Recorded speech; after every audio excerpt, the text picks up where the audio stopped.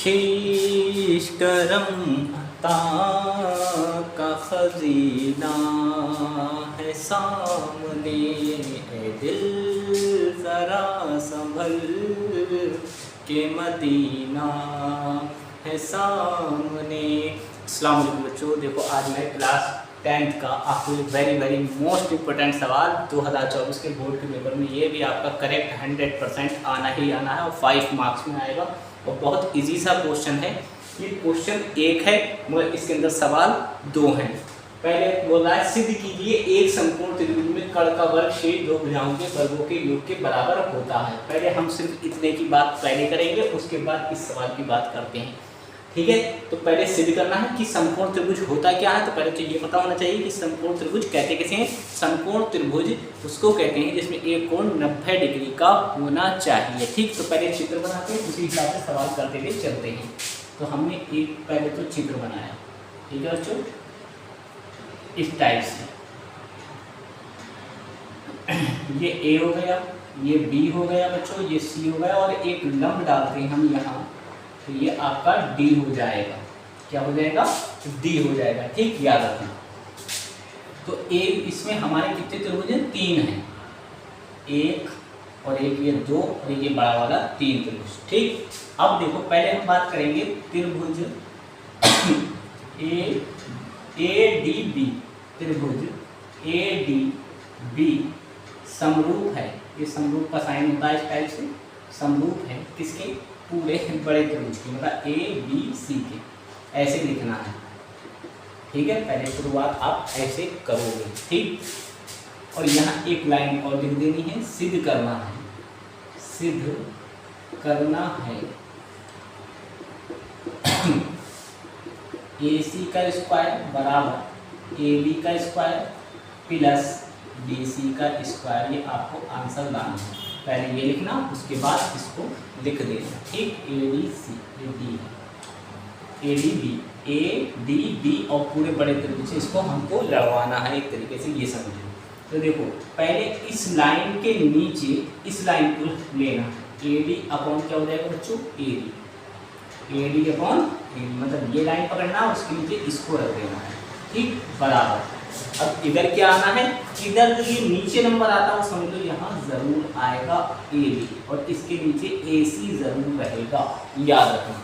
क्यों? तो देखो वही सेम कंडीशन, इसका हमने क्या लिया? ए बी, और इसके नीचे कौन आएगा? ये इसका कर्ण ए सी, ठीक। अगर ऐसे याद नहीं हो रहा है तो आप सीधा सिंपल याद रखो कि ये लाइन लेना है, उसके नीचे इसको रखना है और यहाँ जो होगा उसको यहाँ पर भी रखना पड़ेगा। यहाँ अगर ए बी है तो ए बी रखोगे, यहाँ बी सी है तो यहाँ बी सी, मगर इस वाली साइड में नीचे ए सी जरूर रहेगा।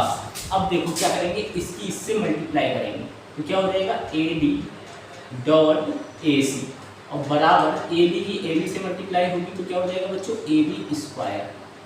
समीकरण नंबर 1, ये पार्ट हमें मिल चुका है, ठीक। अब दूसरी कंडीशन में क्या करेंगे? इधर वाला त्रिभुज लिया था अभी हमने, अब क्या करेंगे?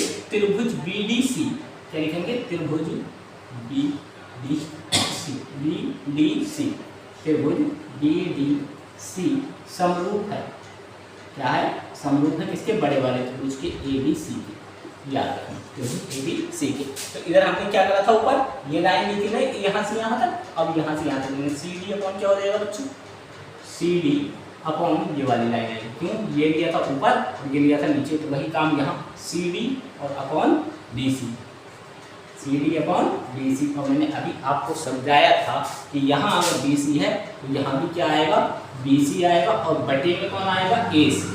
देखो ए सी यहाँ भी था और ए सी यहाँ भी है, तो यहाँ भी वही करो, इसकी इससे मल्टीप्लाई और इसकी इससे, तो ये क्या हो जाएगा? सी डी डॉट ए सी बराबर बी सी स्क्वायर। ये आपका हो गया समीकरण नंबर 2, ठीक। अब लिखना है समीकरण 1 और 2 को जोड़ने पर, समीकरण 1 और 2 को जोड़ने पर और सवाल हो गया।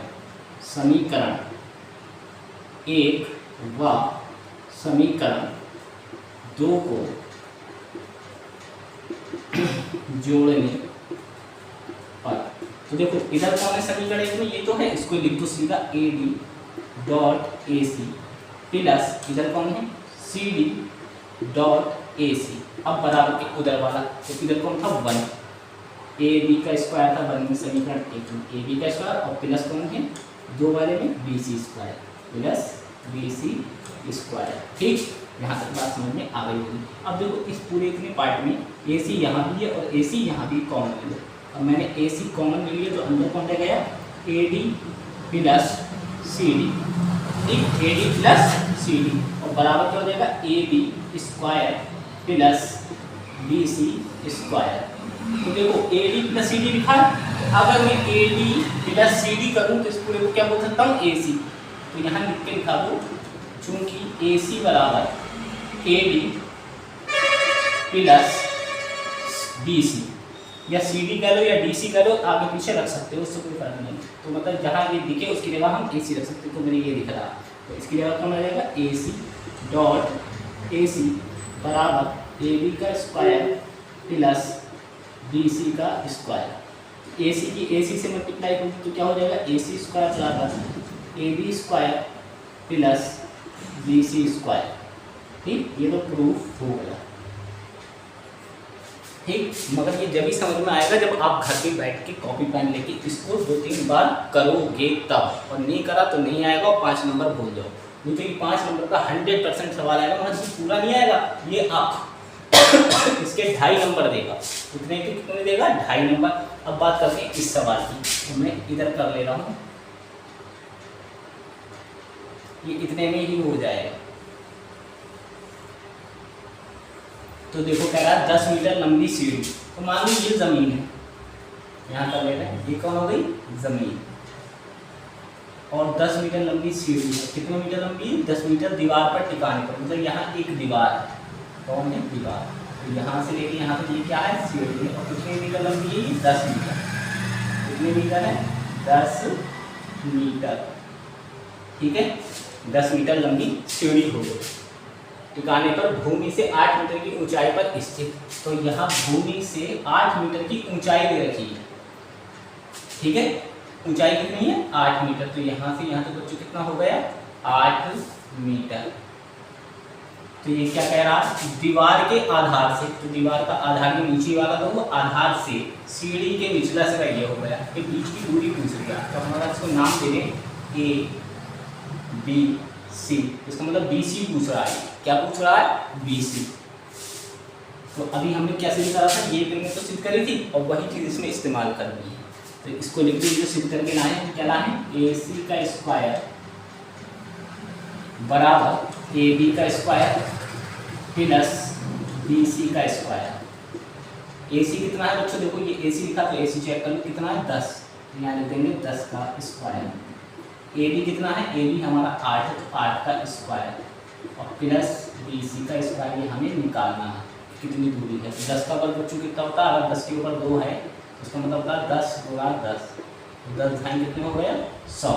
ये आपका 100 हो गया बराबर ये 64 हो गया। अगर 8 के ऊपर 2 है इसका मतलब 8 × 8 अट्ठो 64 और प्लस बी सी स्क्वायर। ठीक, अब 100 के पास कौन आएगा, ये 64 जगह आएगा, काय का हो जाएगा माइनस का, और बराबर क्या रह जाएगा बी सी का स्क्वायर। ठीक, अब 100 में से 64 जाएंगे कितने बचेंगे 36, इधर आ जाएगा बी सी का स्क्वायर। अब जब भी स्क्वायर हटाया जाता है तो इस वाले नंबर पे अंडर रूट आ जाता है। यहाँ कर देंगे अंडर रूट 36 बराबर बी सी। ठीक, और 36 का वर्गमूल बच्चों कितना होता है, 36 का वर्गमूल 6 होता है। ठीक है, क्यों 36 के अगर हम फैक्टर करेंगे तो 6 × 6 होगा, तो जिसके कारण एक जोड़ा जब बन जाता है रूट के अंदर तो एक संख्या बाहर आ जाती है। तो यहाँ लिखेंगे बी सी बराबर 6 मीटर। तो मतलब ये दूरी जो है 6 मीटर है। ठीक, ये आपका 5 मार्क्स हैं, ध्यान रखना। अगर ये आपने कर लिया तो ये करेक्ट आपके 5 मार्क्स हो गए। मैंने 5 मार्क्स के अब तक आपको 3 क्वेश्चन बताए, तीनों के तीनों आएंगे तो 5 के यहाँ 15 हो गए, 3 का 5 के 15 नंबर हो गए और ये ज़रूर आएंगे। ठीक है, मिलते हैं नेक्स्ट वीडियो में। प्लीज़ चैनल को ज़्यादा से ज़्यादा सब्सक्राइब कीजिए, लाइक कीजिए, कमेंट कीजिए। अस्सलाम वालेकुम।